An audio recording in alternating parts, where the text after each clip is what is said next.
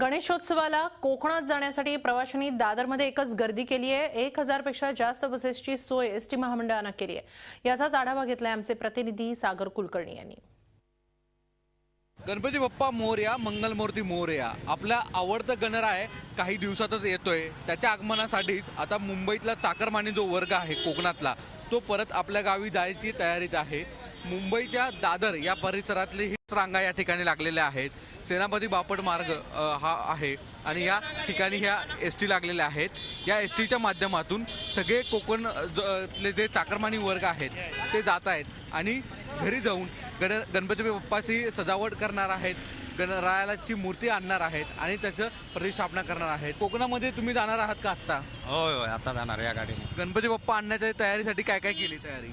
आता गावी आहेत लोक, ते तयारी करणार आहे। आम्ही आता उद्या जाणार आहे ना।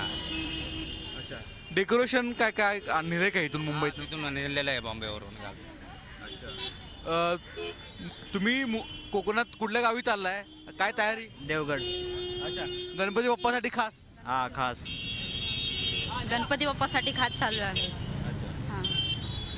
गणपती बाप्पासाठी खास ही लोक आवर्जून चाललेले आहेत। या ठिकाणी मोठ्या रांगाही लागलेल्या आहेत एसटीच्या आणि विशेष म्हणजे एसटीची सजावट करून जो कोकणचा जो रहिवासी आहे तो मुंबईतला राहतो तो खास 10 दिवस गणपती बाप्पासाठी तिकडे आवर्जून जातो।